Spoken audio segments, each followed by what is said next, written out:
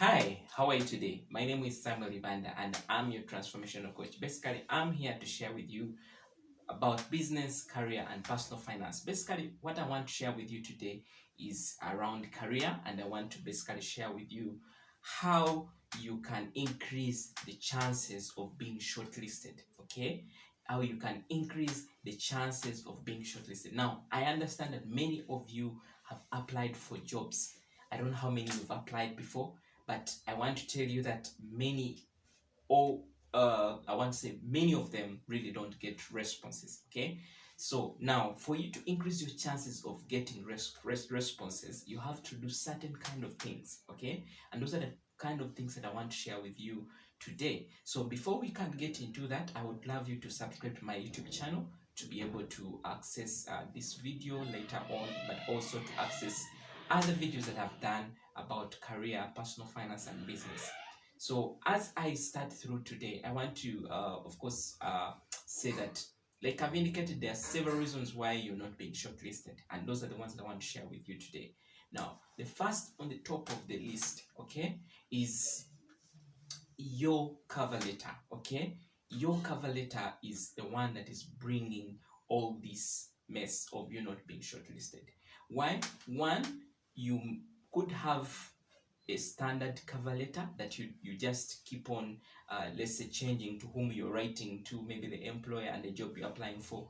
It's one that you don't tailor to the job that you're applying for. Okay, now those that have been part of my mentorship know that I continuously emphasize that for every job that you're applying for, make sure that you tailor your cover letter to the job that you're applying for. This is the first document that this person is looking at. Even before they look at your CV, this is the first document that they are looking at. And as they look at the document, they are also looking at the job description. They are also looking at, they have already expectations in their mind of the candidate that they are looking out for. Okay, so if you have challenges with drawing up your cover letter, then it could be the reason why it is letting you down. Okay, when somebody looks at it like this, they can't really relate your skills, your qualifications, your experience.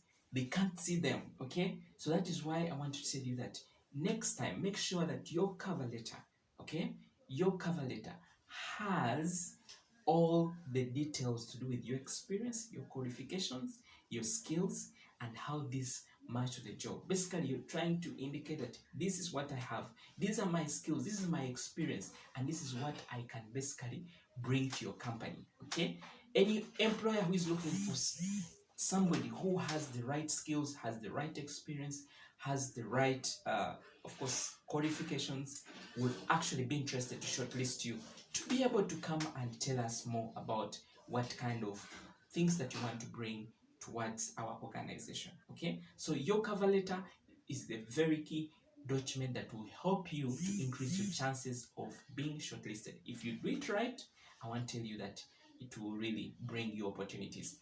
Next, I want to speak about your CV. Okay, now within your CV, there are several things that are actually letting you down. Okay, now I want to say that your CV is, of course, the next document that should be marketing you. Okay, your CV should be the next thing that should be marketing you. Okay, now if you don't have the right skills stipulated in your CV, then I want to tell you that even the systems that filter out different people that they want to recruit. You know very well these days they are using online system to shortlist. So even these systems that do shortlist will not recognize you as part of the candidates that need to be shortlisted, because your skills that they have advertised in the job are not demonstrated within your CV. Okay, the other is your personal statement, your professional statement. Okay, other people may also want to just write something small about their career objective, but your personal statement, it's like your executive summary of your CV. It's a summary of exactly what someone should expect in your CV. Okay, so you should make sure that this is well included. Okay, this is well crafted to make sure that it also brings out your skills, your experience in relation to the job. Okay, don't just speak about your skills and experiences without having the idea of knowing the job that you're applying for. And that is why it's very important for you that every time you're applying for any job, make sure that you altering your CV. Okay, you shouldn't have a single CV that you keep sharing, keep sharing. Have a CV that you keep editing for every job that comes there. Once you do that, I want to tell you that that will increase your chances of being shortlisted and definitely being hired. Okay, now still under your CV, one of the things that will also increase the chances of being shortlisted is it comes under your experience. Okay, and by experience I mean the organizations you've worked for previously. Now, in this area of experience, what somebody is looking out to see, how have you performed on your previous job? Now, some of you, most of you, include responsibilities, okay, under this area. Now, this person knows that everyone can include these responsibilities. So, how can you do this differently? Include your achievements. What are some of the achievements you've achieved in your previous job? Those should come out very clearly when it comes to experience. Don't just say I've been an accountant for all this period of time. I've been invoicing, I've been doing bank reconciliation and so on. What are some of the achievements? If it's bank reconciliation, how did you find the process when you joined, and how does it look like right now? Are you somebody who just joins organizations and does the things the way you found them? Okay, so try to create something different, especially when it comes to your job experience. Okay, so I've talked about skills. Now, if you have certain skills or certain kind of certificates that you've gained along your journey, please include them. Okay, and include relevant skills. Okay, now when you go to any job that has been advertised, there's that section of there. I've talked about your qualifications and so on. There's an area where they speak about the required skills for this job. This could be analytical skills. For example, those accountants like myself, they could include teamwork, they could include interpersonal skills, they could include several of them. Now, those you should look at and see what are some of the skills that I have, okay, that are being listed in this job description, and what are some of those that I can include in my CV to portray that I'm the best match for the job. Okay, you see, and you see what exactly happens. Back to the same thing. These days, organizations are using online systems to shortlist. Now, they put your CV within a system and it evaluates to see, do you have the right skills? Okay, as it's basically matching. I think all of us have done matching within our lower primary. Okay, match a car to a car, match a house to a house. Now, the same thing happens with your CV. They have certain skills that are required for the job, and here is your CV. So the system keeps on filtering out. Do you have anything to do with, let's say, QuickBooks? If you're an accountant, then it will be able to match your CV. Do you have something to do with, let's say, maybe you've been able to prepare financial statements? If your CV doesn't have financial statements, that is a cross. Okay, maybe something to do with, have you been able to manage taxes? Do you know how to file tax returns and so on? So that is within the job description. So it tries to look for the word tax returns in your CV and it can't find it. Okay, I want to tell you, even the keywords, make sure the keywords you're using are the keywords that you see in the job description. Okay, you being putting something different compared, remember, it's a system that is shortlisting you.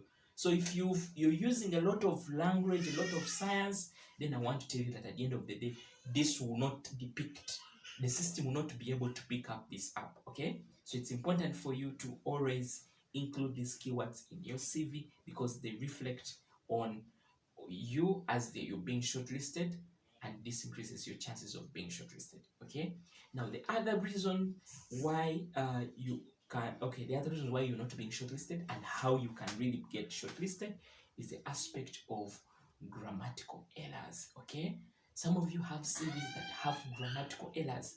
You've done your CV and you've never had anyone look at it. Okay, let's say you don't afford somebody to look at it, maybe like myself, to give you a CV review. Definitely, of course, it doesn't really cost, may not cost you much, but if for starters, start with your friend, have like 2 or 3 people to look at your CV and give you feedback.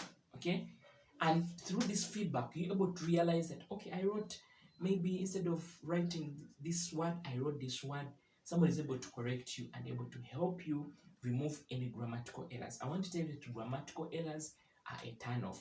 It's not just about maybe spelling. It's about even the way you've written. If somebody reads anything, either in your cover letter, either in your CV, and it doesn't make sense, or it shows you as a lazy person, you've not been able to put a comma, that full stop is in the wrong place, okay? You've used different kind of wording, you've mixed up different languages, you've mixed up the English of the US and the English of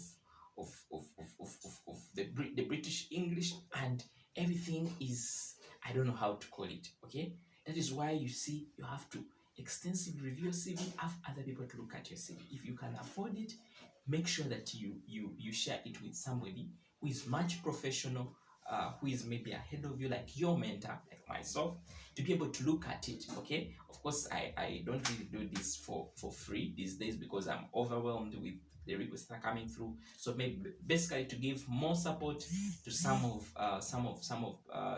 my clients, some of my mentees, I charge a very small fee. Okay, very small for you, and at the end of the day, you just know that this is helping you so much, because if you're getting shortlisted and the job is coming your way, you're going to get a job that is going to give you a double of your earnings. So what does it cost you to invest just something small within a CV review that will help you get a next job? Okay, so that could be one way also to increase your chances.